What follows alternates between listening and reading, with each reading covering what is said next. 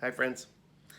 Time for the next chapter of Letters from Backstage, The Adventures of a Touring Stage Actor, which is a chronicle of my time on the road.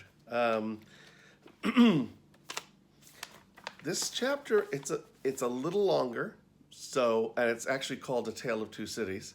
In case you want to do this in two parts, I'm gonna tell you when to pause it when we're switching cities. Let's see what happens. Chapter 7, A Tale of Two Cities, or A Well-Deserved West. January 17th, 2003. Hey readers, life on the road is just full of lessons. As the months go by, I'm learning more and more about what's really important in life. The really big questions, like where's the mall? How close is the theater? Does the hotel have HBO? Is there laundry in the building? Is there a movie theater nearby? And most importantly, where the hell are we anyway? These are the very considerations that made St. Louis a bit of a schlep. The hotel, yes, Link is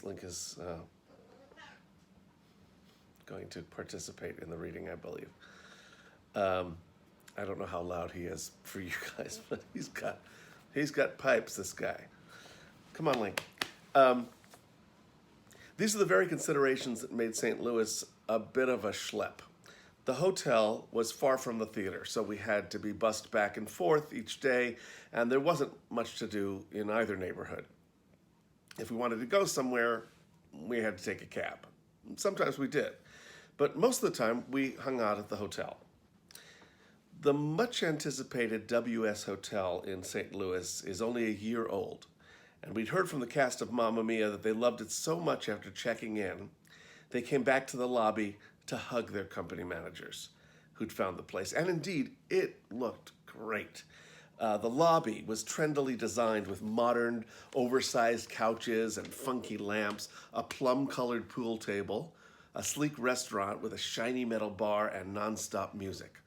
The rooms were like luxury apartments with separate bedrooms, full kitchens, huge TVs, Japanese flower and bamboo arrangements, and jacuzzi tubs. Heaven? Not so fast.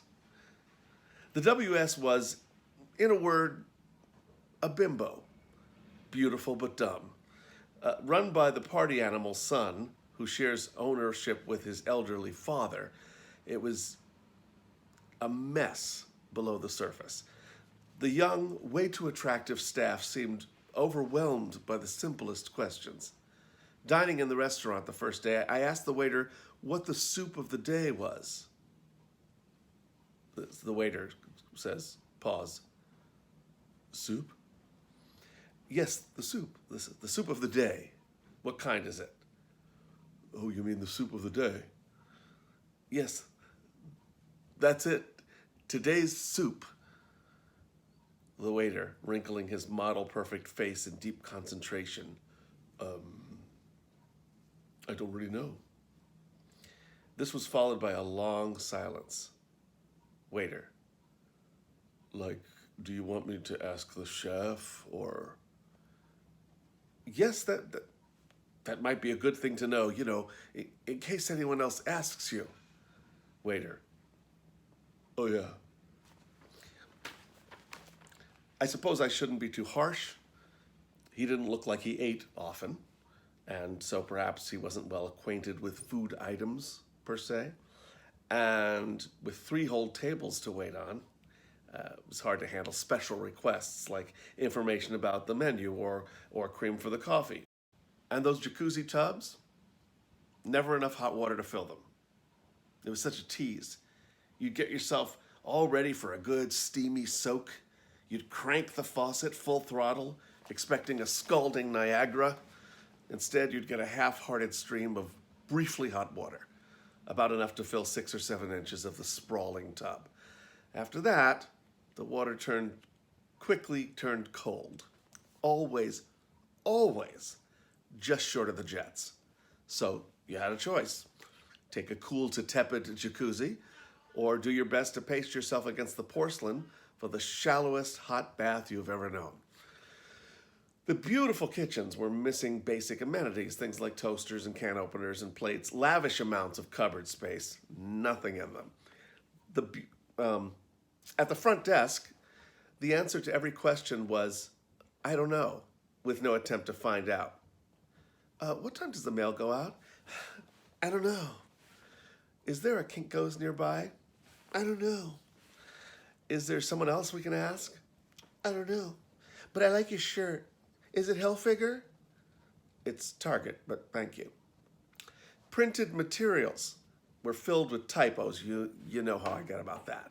In the elevator, an ad for the hotel's New Year's Eve celebration listed complimentary champagne. I have to show it to you. Let me see if I can get this focused in there. Can you read that? Complimentary champagne. Champagne. I can't even. There it is. You get it. Among its many misspelled features.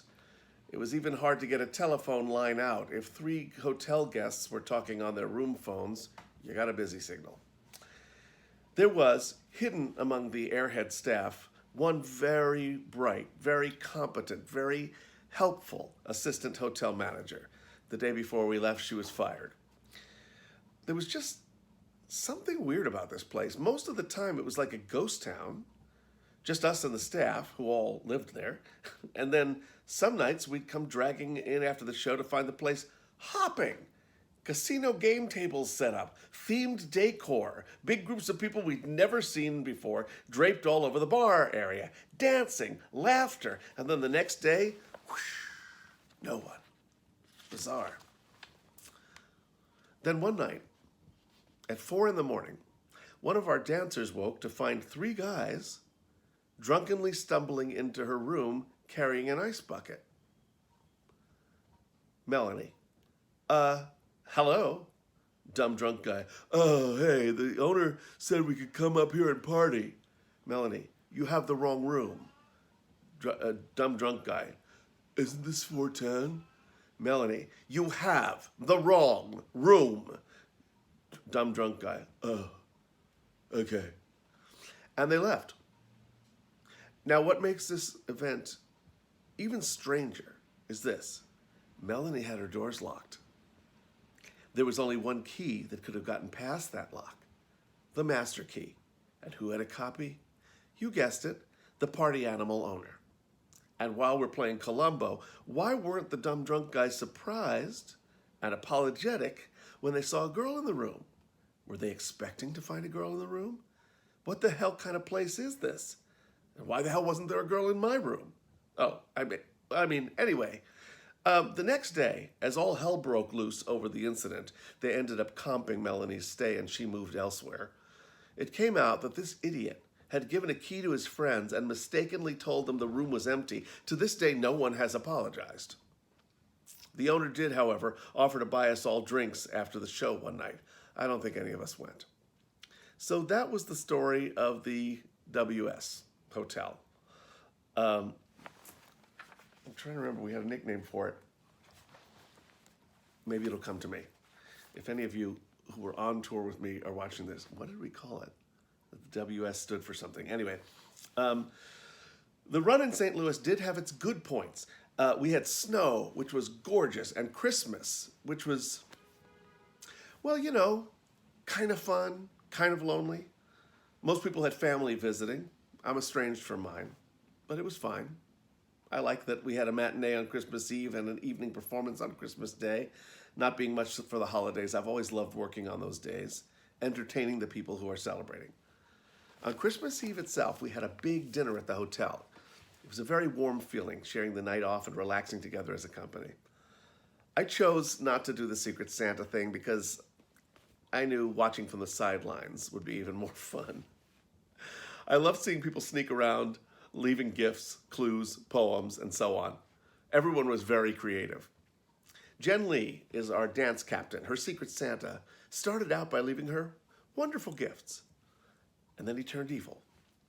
One night, he left her a fake red nose and a note instructing her to wear it while singing and dancing Rudolph the Red-Nosed Reindeer at 5 minutes to curtain, or risk being cut off from receiving any more gifts. On another night, she had to talk all in rhymes. It was hilarious. Poor Jen. She loved every minute of it. Her secretly sadistic Santa turned out to be none other than the mischievous, gregarious Michael Goddard. And if you knew him, you wouldn't be the least surprised. The theater we played, the Fox, was beyond beautiful and enormous.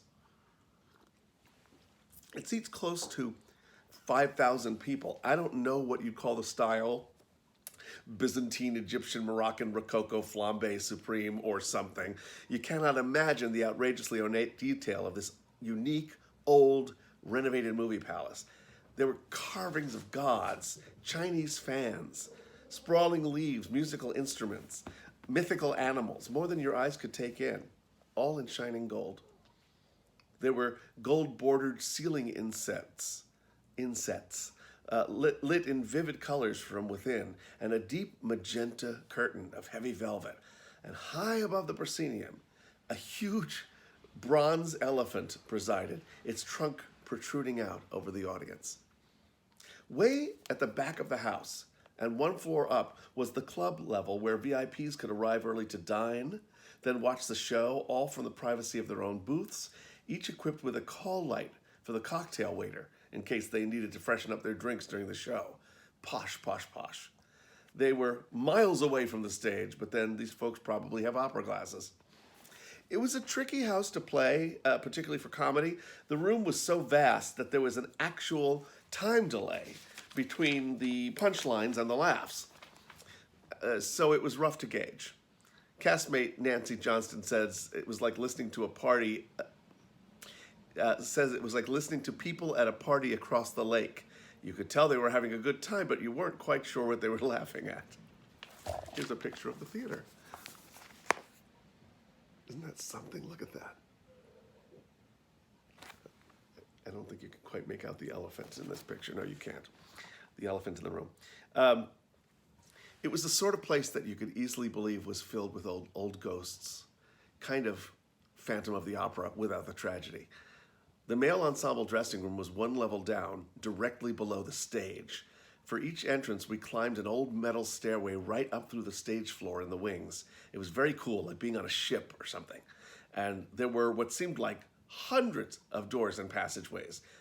Where did they all lead? And all throughout the backstage areas of the building, along the halls on every floor, painted right onto the walls, mural style, were recreations of posters for every show that's ever played the Fox. Some of them are quite involved. The ambitious artist of the Dreamgirls mural attached wigs, sequins, and feather boas to her life-size painting of the three leads. Each mural is signed by its show's cast. As I roamed the halls exploring, I even found signatures of friends and past associates on those walls. It's a small world. Since the logo for the producers is a door, two of our artistically talented company members converted a real door into our mural. They added a fake mail slot and painted the handle to look like brass, and then we all signed. If you ever play the Fox in St. Louis, you'll find us there, part of its history. Even with these few highlights, the company was dragging. We were cold, tired, and lacking for diversion. Stranded as we were within the confines of the luxuriously frustrating WS Hotel.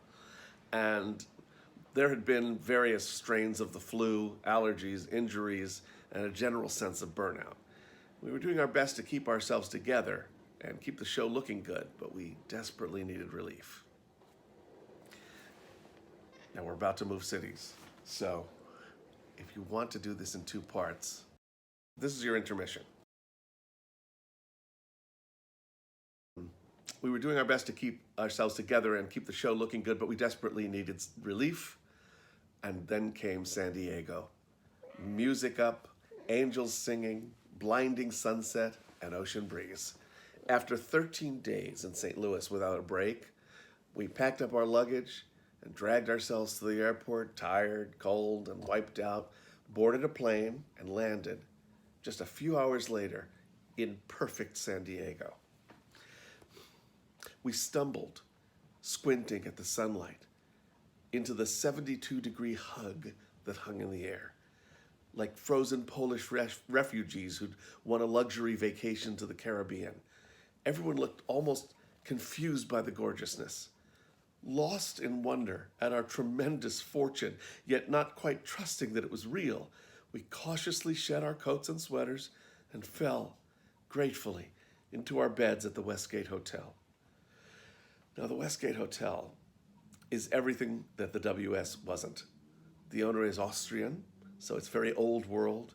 Everything is decorated in the Baroque style. The staff is made up largely of young people who've come over from Austria for an 18-month training program. So the service is state of the art. They can tell you the soup of the day in several languages. They're lovely. There's a daily afternoon tea and a harpist, if you please. And wait, it gets better. The theater is around the corner. The mall, complete with a movie theater, is across the street. There are restaurants everywhere. Pinch me, I must be dreaming. I'm in tour heaven. Since the distance to San Diego was considerably further than our other jumps, it took several days for the trucks to arrive with our sets and costumes. So we were forced to take 3 days off instead of 1. Oh, how we suffer. Rest assured, they made up for the performances later in the week with a few extra matinees, but none of us minded. The company splintered off to see friends, soak in mud baths, and generally recharge. Daniel, our Nazi tenor, and Don, our conductor, had discovered a common love of horses, and so off they went to go riding at Don's ranch in nearby Temecula. As for me, I was yearning for life outside the show. So off I went on our first night in town to see my great pal Amy, her 2 terrific kids, Zach and Jillian, their cute new dog, Casper, and Amy's mom, Joy, who was visiting with her friend Ross.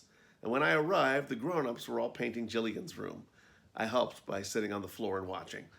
It was so soothing and homey, miles away from the theater, catching up with friends. Amy made dinner, we all sat and laughed and drank wine and told of our adventures.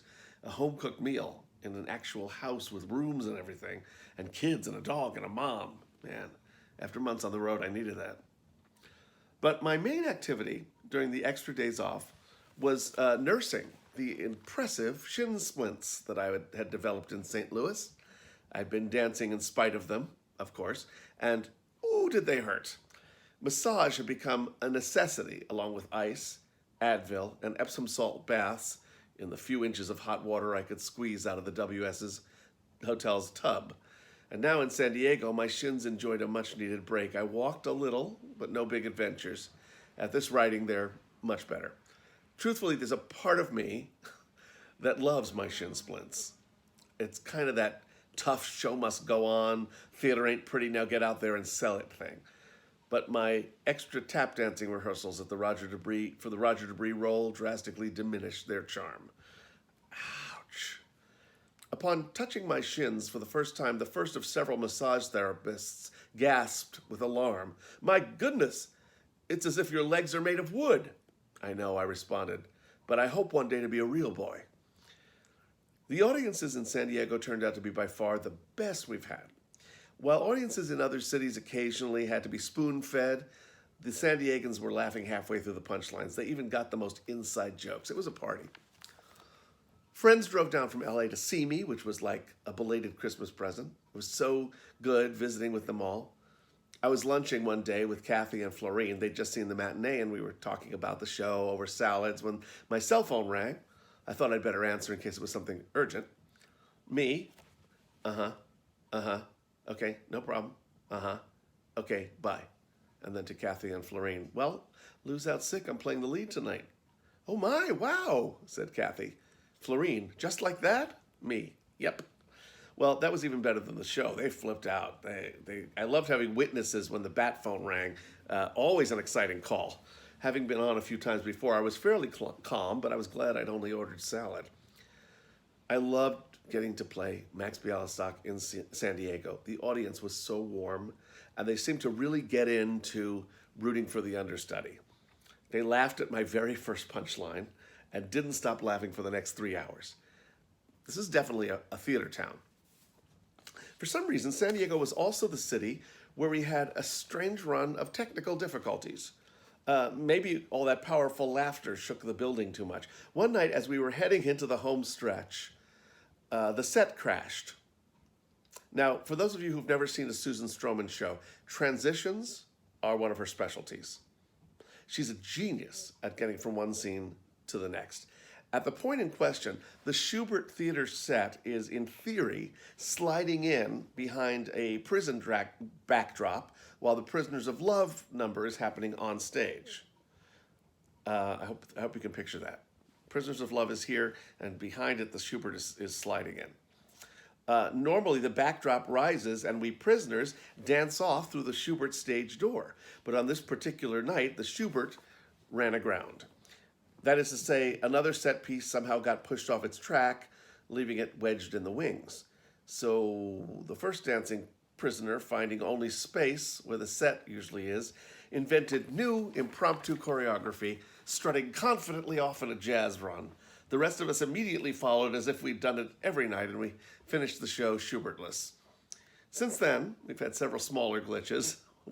One night, someone forgot to set FDR's wheelchair, so he hobbled on foot across the stage. Good thing I was off stage for that one. I don't think I could have kept a straight face. Another night, our motorcycle, which travels on a small track, came on, but wouldn't go off. There it stayed, stuck in full view. The rider, who had to get to his next quick costume change, had no choice but to abandon his vehicle and walk the rest of the way, leaving it to the stagehands to sneak out and push the darn thing finally into the wings. But probably the funniest was the night the curtain went up early. We were all in the midst of our pre-show ritual, stretching and chatting on stage as we do every night, when we suddenly became aware that we were not alone. Someone had pushed the wrong button and the curtain was going up. The audience, after a stunned moment, decided it was part of the show and began to chuckle and applaud. My good buddy Pam Bradley, who was doubled over, legs in a wide stance, touching her toes with her rear end to the public, was among the last to notice. Most of the cast, being the seasoned, dignified professionals we are, screamed and ran into the wings. We were only in view for a few seconds, but it was a good 10 minutes into the show before we regained our dignity. Since then, I've noticed we've all had one eye on the curtain beginning around 7:55, and Pam has begun to stretch facing the opposite direction. On New Year's Eve, I broke a long-standing tradition. I was, for the first time in well over a decade, out among people. Now, normally I hide. People get crazy and out of control on New Year's Eve, and besides that, I'm perpetually single. And with no one to kiss at midnight, what's the point? So, to avoid the crowds and potential despair, I have a tradition of my own. I hole up in my apartment and sort my receipts. Now, that may sound bleak, but I like it. It's my own nostalgic ritual. I go back through the year, recalling meals with friends, shows, trips, and other events. It puts a cap on things. But this year, as an experiment, I socialized. I spent the evening with a handful of castmates, all of us wedged into the tiny, butterscotch-colored bar at the Westgate. They'd convinced me to abandon my curmudgeonly ways regarding the holidays. Well, why not? Change is good. A full fourth of the little room was taken up by a grand piano where a woman was singing, accompanied by, I swear it, a gypsy violinist. I don't make this stuff up, people. It was wonderfully odd, and we had to chuckle at some of the song choices. I don't know. Somehow, as a single person in my 40s, send in the clowns isn't what I really want to hear on New Year's Eve. You might as well sing Is That All There Is, or You're Nobody Till Somebody Loves You. Everyone's spouses and mates were there, and they all kissed romantically at midnight, and I watched them wistfully while balloons fell on my head. Whee! Big fun. So glad I left the room for this. What you gonna do? It was sweet to see them all happy and celebrating. Next year I go back into hiding. Anyway, that's the update from the road. There'll be more adventures to come as we wend our way north towards San Francisco, then back down to Los Angeles. But for the moment, we find ourselves in Tempe, Arizona. But that's another story. Kostroff. Hope you enjoyed all that, whether you listened to it in one part or two parts. And I will be coming back to you for the next chapter, which is entitled Through the Desert, which has two meanings. I hope you're all hanging in there. Bye.